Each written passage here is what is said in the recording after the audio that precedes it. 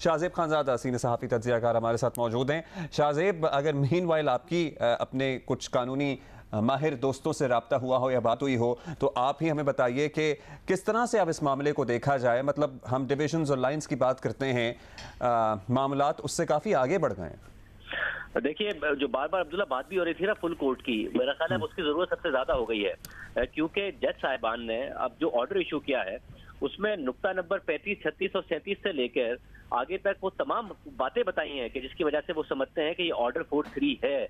क्योंकि वो कह रहे हैं कि चीफ जस्टिस साहब जब एक दफा बेंच बना दें तो फिर ये चीफ जस्टिस का इख्तियार नहीं है कि वो खुद उस बेंच को तोड़ दें और एक नया बेंच बना दें।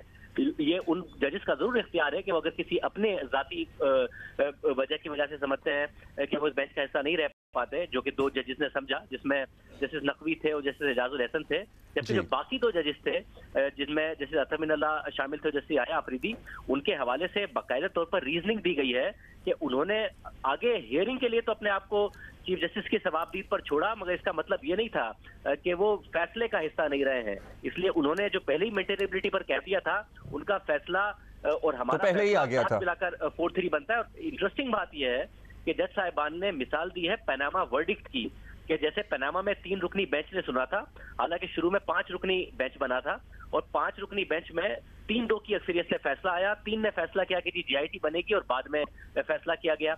जो बाद में जब फैसला हुआ कि नवाज शरीफ साहब को डिस्क्वालीफाई किया जा रहा है, तो 5 के 5 जजेस आकर बैठ गए और फैसला 5-0 का बन गया। यानी कि पहले 2 जजेस ने फैसला दिया और 3-2 का फैसला था, मगर फिर 5-0 का फैसला बना। उसी का हवाला मौजूदा जजमेंट में भी दिया गया है। इसकी वजह से हमारा जजमेंट किस तरीके से 4-3 बनता है।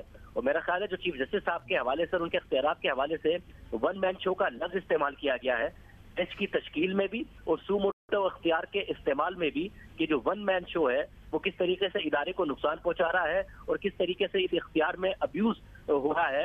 वो बहुत बड़े बड़े सवालात उठा रहा है। जो आप बात कह रहे हैं कि यह फैसला करेगा कौन, कि जी एक बेंच कह रहा है कि, और आज आपने देखा कि जैसे मुनीब अख्तर ने कहा कि जो 3-2 का फैसला है, जैसे मद्दू खेल सवाल उठा रहे थे कि कौन से फैसले की बात हो रही है। तो अब एक जो बेंच है जिसमें मुनीब अख्तर साहब है, जिसमें चीफ जस्टिस साहब है, वो 3-2 कह रहा हो, जबकि दूसरे मौजूद जज साहिबान इसको 4-3 कह रहे हो, तो कौन फैसला करेगा? मेरे ख्याल है फुल कोर्ट की अहमियत और ज्यादा बढ़ गई। फुल कोर्ट की अहमियत और ज़्यादा बढ़ गई है और certainly this is the highest forum और बहुत सारे सवाल चीफ जस्टिस के इख्तियार पर भी उठाए जा रहे हैं। मगर शाहजेब साहब, रीसेंट या फिर नॉट सो रीसेंट, हमारे यहाँ जो इस वक्त पॉलिटिकल डिवीज़न है, हमारा जो सोसाइटी में डिवीज़न है, हमारे इकोनॉमिक हालात भी हैं और अब इन मामलात में भी जुडिशरी में भी क्लियर कट जो हो रहा है सबके सामने है। मतलब ये कितना अनप्रेसिडेंटेड है? देखिए, ज़ाहिर अनप्रेसिडेंटेड इस लिहाज से ज़रूर है कि माजी में इस तरीके से कम अज़ कम ये नहीं हुआ कि सोसाइटी इतनी डिवाइडेड हो कि सियासी जमातों में आपस में मसाइल हों, एस्टैब्लिशमेंट के अपने मसाइल हों, जजेस के अपने मसाइल हों और मुल्क इस नहज पर खड़ा हो।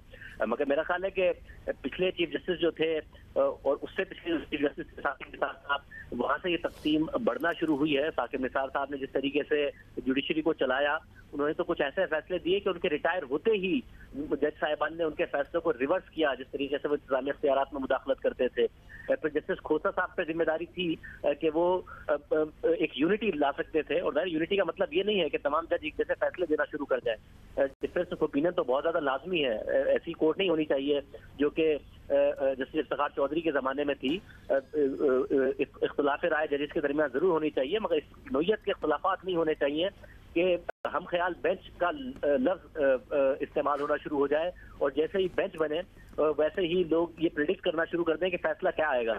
आज जो 5 रुकनी बेंच बना है अब्दुल्ला, उसके ऊपर जो सवालात उठ रहे हैं कि ये पटिशन आई है इस बात पर कि सुप्रीम कोर्ट के हुक्म पर अमल दरामद नहीं हो रहा, जो कि उन्होंने कहा था कि इलेक्शन वक्त पर होने चाहिए, और उसमें बेंच में शामिल कर दिया चीफ जस्टिस साहब ने जस्टिस एजाजुल एहसन साहब को। जस्टिस एजाजुल एहसन साहब वो जज हैं जिन्होंने खुद ने अपने आप को 9 रुकनी बेंच से अलग किया था क्योंकि उनके ऊपर एतराज उठा था।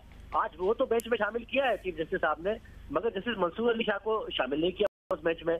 सीनियर मोस्ट जज है जस्टिस काजी फैजी साहब, वो शामिल नहीं है, दूसरे सीनियर मोस्ट जज शामिल नहीं है। तो ये सवाल बार बार उठ रहा था कि बेंच बन किस तरीके से रहे हैं। तो जो तकसीम है, मेरे ख्याल है बैक टू बैक जो 3 जजेस चीफ जस्टिस थे, उनके पास मौका था कि इन इख्तिलाफात को दूर करके इस तासुर को खत्म किया जाए। मगर हमें नजर आया है और मौजूदा चीफ जस्टिस साहब ने भी इस तासुर को बहुत ज्यादा तकवीत और दी कहीं कहीं ये बहस अगर पहले होती थी और आपको लगता है कि अब full flash it is out in open के चीफ जस्टिस ऑफ पाकिस्तान के इख्तियारात पर भी अब बात होगी और बात या सवालात उनकी अपने फेलो जजेस की तरफ से उठाए जा रहे हैं, जैसा कि ये तक कहा गया है इसमें कि एक शख्स के हाथ में बहुत ज्यादा ताकत है जो इदारे की साख को नुकसान पहुंचा रही है। अब ये बड़ी बात है ना अब्दुल्ला के वन मैन शो का लफ्ज इस्तेमाल किया गया साथ ही जजेस की तरफ से।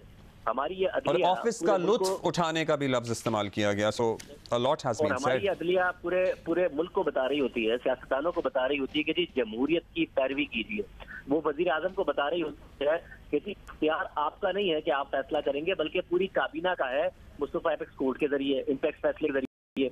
तो जजेस खुद तो हमारे पॉलिटिशियंस के ऊपर, डेमोक्रेटिक जमातों के ऊपर एक के बाद एक कदगन लगा रहे होते हैं कि जी वन मैन शो नहीं होगा बल्कि डेमोक्रेटिक इख्तियार होगा, जमहूरियत के सबक पढ़ा रहे होते हैं।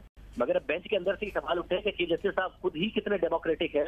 और वन मैन शो का मतलब ये है कि जी आप डेमोक्रेसी पे यकीन रखते हुए मामला नहीं आगे बढ़ा रहे हैं, जिस तरीके से बेंच बना रहे हैं, जिस तरीके से सुमोटो की जुरिसडिक्शन को एक्सरसाइज कर रहे हैं। थैंक यू शाहजेब साहब। This is the latest. Let's see इस पे किस तरह डेवलपमेंट होती है। हम कुछ और माहिरीन कानून से भी रब्ता करेंगे और उनसे मदद हासिल करेंगे कि इसको किस तरह से इंटरप्रेट करना है। अब ये 4-3 है या 2-3 है? Thank you for being with us. Thank you Munif for being with us. क्योंकि आज ही के बेंच में एक रिमार्क सामने आया एक मौजूद जज साहब की तरफ से, वो तो 3-2 का फैसला है, लेकिन उसी जज में बैठे दूसरे जज साहब गालिबन जस्टिस मंसूर अली शाह थे। उन्होंने पूछा कि भाई कौन से फैसले की आप बात कर रहे हैं? अब जस्टिस मंसूर अली शाह, जस्टिस जमाल खान मंदोखिल का तफसीली 27 रुकनी फैसला आया है, जिसमें उन्होंने कहा है कि वो जस्टिस याह्या अफरीदी और जस्टिस अतर मिनल्लाह जो पहले ही अपने ओपिनियन या अपनी राय का इजहार कर चुके थे, उनके फैसले से इत्तेफाक करते हैं और इस तरह से जो सुमोटो वाला मामला है ये 4-3 का फैसला बनता है।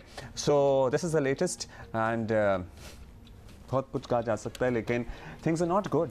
हमारा जो सोसाइटल फैब्रिक है ना, वो ऐसा लग रहा है कि हमारे हाथों में ही